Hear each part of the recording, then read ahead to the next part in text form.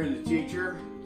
We've had a little lapse here if you've been following us in our episodes, but now that the holiday, Easter is behind us, we're ready to jump back in here. So if you're joining us for the first time, you're listening to the preacher and the teacher. I am Lanny Kilgore, and I'm the preacher. I'm Dick Cleary, and I'm the teacher. So, welcome, and hope you find this interesting this morning. We're going to be talking about retirement. Both of us are at least semi-retired, and it's a subject that everybody has, I think, in the back of your mind, no matter how old or young you are. Everybody seems to always be thinking and have some ideas about retirement. So we're going to jump into this discussion. So we'll let you go first, Dick, if you have a question, and I'll come back at you. Well, I'd be interested in knowing, Lanny, how you prepared for retirement. What did you do to allow you to retire comfortably? Well, that's a very good question because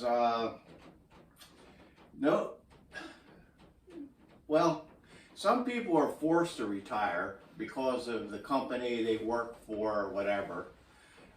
Get fired, and next thing you know, you're retired and you didn't plan on retiring. So retirement can be either voluntary or it could be mandated. So I had to make a choice, actually, to sit back and say, okay, when do I want to retire? And because of finances and because of my passion for what I was doing, I didn't want to quit maybe as early as some people. I didn't hate my job. So that's a good thing to know, since you were a pastor. It's good to know that you Yes. Well, that makes a big difference, right? How a person looks at retirement depends on how they look at their job. That's true. If you hate your job, you want to I want to get out of here. So, you hear people talk about retirement. About winning the lottery. What are the first thing you're going to do? Well, the first thing I'm going to do is quit my job, retire. Well, no, that wasn't the case for me. So now you asked the question. How did you prepare for it? Oh, how did I prepare for it? Well, that's the whole deal. You got to think about preparing both financially, emotionally. Some people move, but the simple answer to your question is I read several books on how to prepare for retirement. And that helped me sort through some things. I kept a journal, and because I wanted to be intentional about my retirement and exactly where I was going with it. So I'll ask you the same question. So how did you prepare for retirement? Well, maybe we should say first, okay, I've been retired for 2.5 years. I quit my full-time employment. So now you've been retired longer than I have. So when did you retire? Well, I was teaching public school, high school,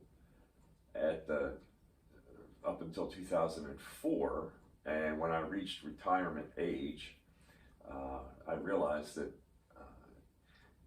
I could continue to teach, not at the high school level, but I could continue to teach at the college that I was at, and that it would actually pay me to retire. In fact, the way teaching is set up, you can retire very comfortably if you continue working, and so that's what I did. And when I reached retirement, 35 years, then I said goodbye. I didn't want to do it, actually. I enjoyed doing it, but it didn't.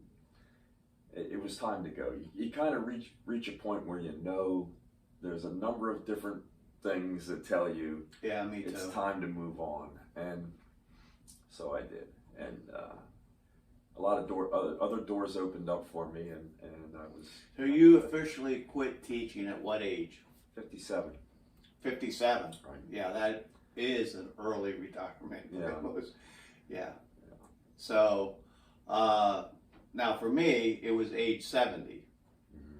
So I had kind of set that when I was 65. I decided I'm going to go 5 more years if my health held up and everything, and that's what I ended up doing. So your retirement, and a lot of people, when you're our age, you meet a lot of people that are retired, and you hear their stories. Right.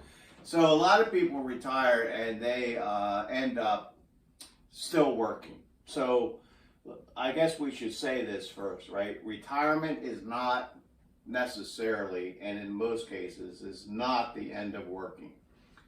No, and in fact, if it is the end of working, I find people that I've known who didn't do anything after they retired. That was okay for a while, but then they felt they had to get back and do something because they just got stir crazy. I mean, you can only do so much around the house, and then you feel like I've got to get out and do something else. And the thing is today, our system is set up to for people to retire around 60, 65. But today, people who are 60 years old are usually in pretty good health, or often, I should say, in pretty good health, comparable to maybe what people used to be maybe when they were 45 or so. So 60, 65 is a pretty young age, actually, for a lot of people today. So they feel like they start a second career, essentially, and one that's maybe a little bit less stressful than what they had been doing. Not as many hours, perhaps. You have a little bit more free time. But I think that's probably the pattern for a lot of folks. Yeah, there's a kind of a philosophical element or question there as to how work integrates itself into our sense of worth and our identity. Mm. So when a person completely stops working, they're not producing anything anymore. We are basically producing creatures. We like to create. We get a sense of accomplishment from that. So, the saying, all work and no play makes Johnny a dull boy, or whatever it is. And this may sound a little old-fashioned, but I think for men especially, work gives their lives meaning. Yeah. Women can find nowadays. I mean, this has maybe changed a lot, but it used to be that work was where a man found his, like you said, his identity, his meaning. And when he had to retire, it was as if his life, in many cases, was coming to a grinding halt, and he had to find something else to put that meaning into his life and give him maybe a new identity. And for some people, it was devastating. Now, I didn't do any research on this concept of retirement, but my guess is that retirement wasn't even viewed like it is today until, and you would know this better than me, what president was it that established Social Security? It was Franklin Roosevelt. So Franklin Roosevelt came up with this idea of Social Security to help people retire. Right. Up until that time, I don't think unless a person was wealthy, there wasn't anything such thing as retirement. You just continued to work. I'm thinking of the agricultural age when you were farmers. Right. Yeah. You worked until you couldn't get out of bed in the morning. And when people had to stop working, if their bodies broke down, they had to, they often were taken into the homes of their children rather than Yes. living independently. Yes. Now it's a lot easier to live independently, at Yes. least for a time after you retire. Yes. But the fact is, finances have a lot to do with retirement, especially when it comes to having to earn income. Right. And this is all in the literature, and I think it's very true. I found it to be true. A person is making a big risk, taking a big risk, if they think they're going to live on Social Security. Right. Yeah, you can't do it. You found that? Well, I haven't had to try, but I know that I wouldn't have been able to do it. Yeah. It's Social Security is a nice adjunct to other sources of income, but you couldn't live on it. I don't think very many people. I mean, if you have to live on Social Security, then you're probably going to be living very Meagerly. meagerly. Yeah. Yes. Now, what I didn't know is, since my wife was never fully employed, well, she wasn't. No, she didn't work at all. You know, other than keeping the house and raising the kids, etc., etc. I didn't realize until a couple years before I retired that she was still entitled to Social Security retirement off of my plan. So she receives half of what mine is without it depreciating mine at all. Yeah. which is a nice setup Yeah. too, which a lot of people don't know. Well, there are lots of ins and outs, and I would encourage anybody who's looking at retirement to make sure that you talk to somebody who's an expert in it, because otherwise you may not be getting all the benefits that you can be getting. Right. Exactly. There's a lot Now, retirement, in a sense, retirement is like a career change. Even if it just means you're going to do less of what you used to do.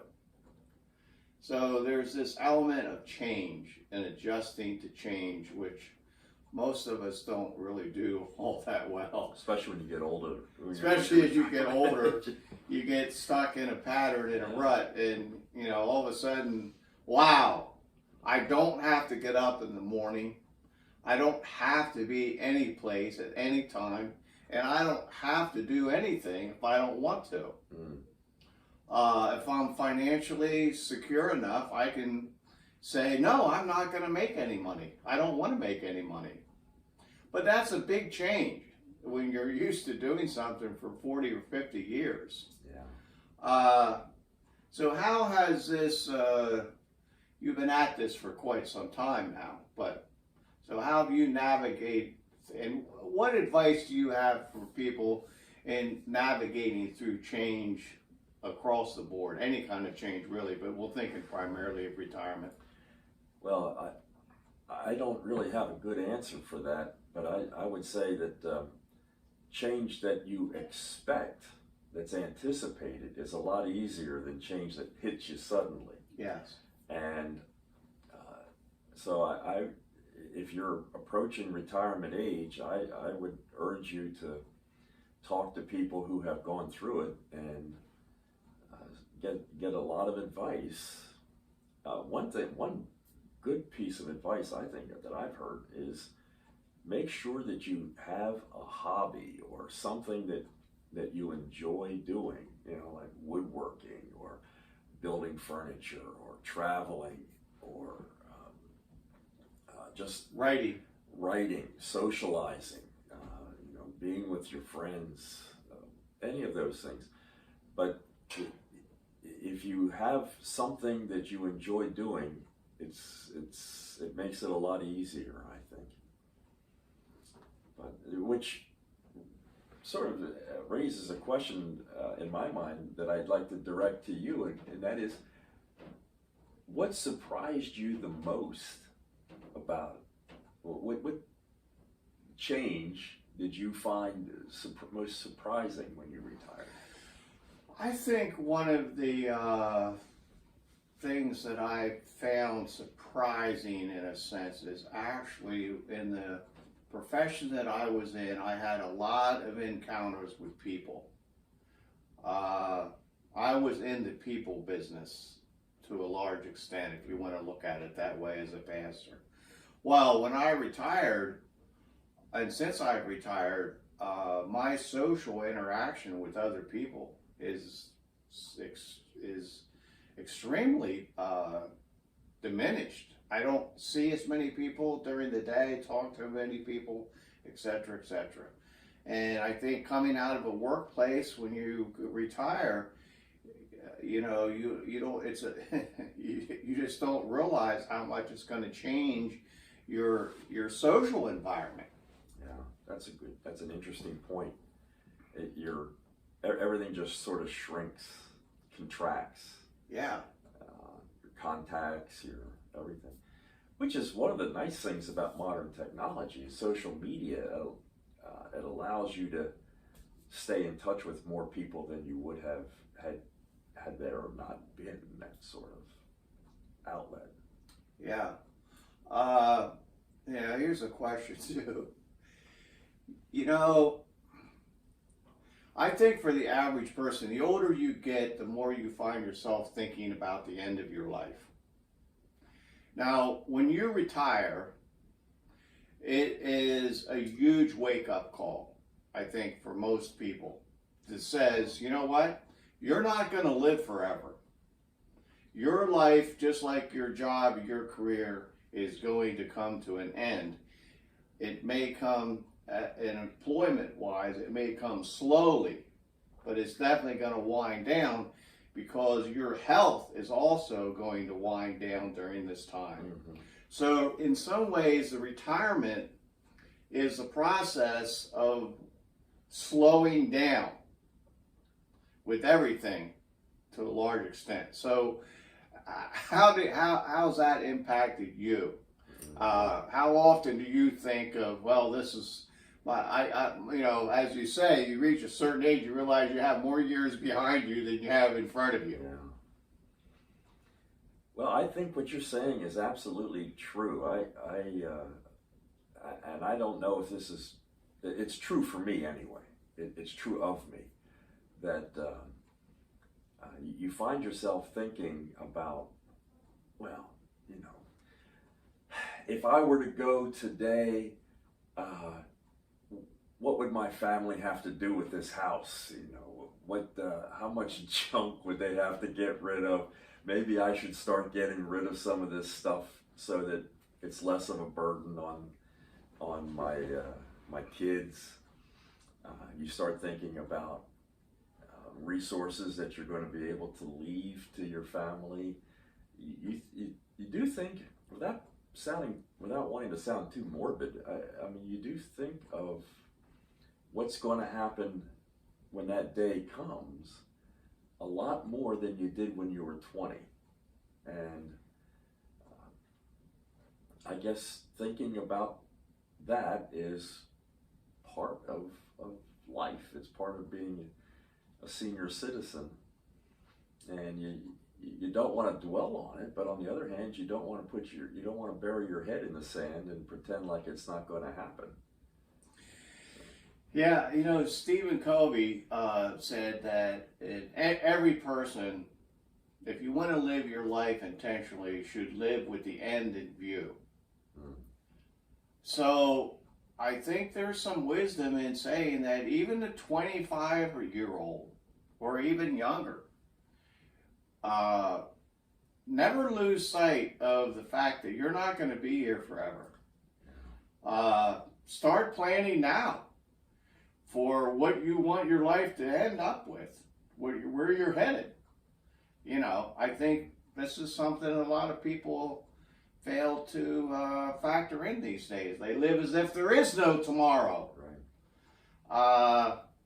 Well, the opposite in some ways. They live as if there's going to be an infinite number of tomorrows. Yeah, there's going to be an infinite time of tomorrow, so they don't plan for tomorrow like there is no tomorrow, but there is. But so it's a life retirement. This stage of life called retirement is really just one of many stages we go through in life, and the quality of your life is going to depend on how you plan, how well you plan for it.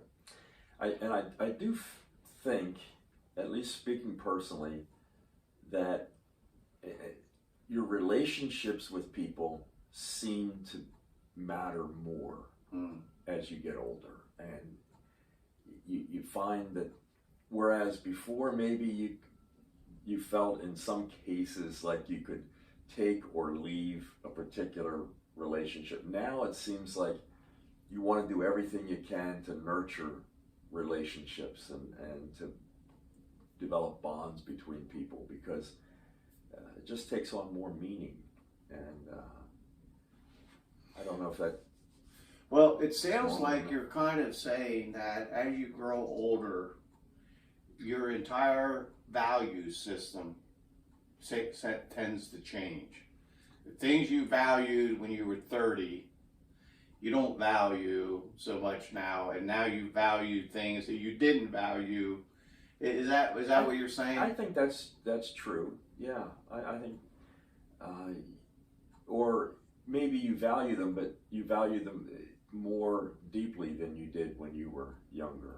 You see the importance of them more than you did when you were younger. And relationships, I think, is one of those. And I think relationship with God is one of those. Yes.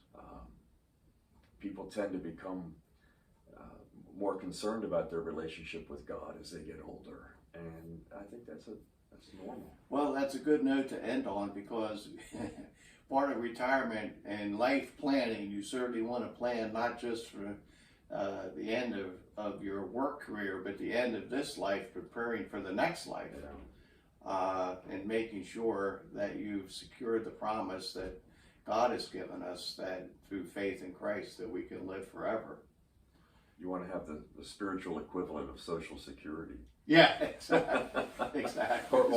But maybe better than Social Security. Yeah, and Jesus paid the price. It's free. Yeah, that's right. His the spiritual Social Security comes with no cost. So, all right, well, we're out of time. Dick, so it's nice talking to you about this, and you too. I hope this isn't the last one of our conversations. Right. Well, you never know. Yeah. So, all right, thank you for listening. If you have any comments you want to leave at the bottom, you can, or send us some questions or comments on this. So, but this concludes this session of The Preacher And the Teacher. and the Teacher.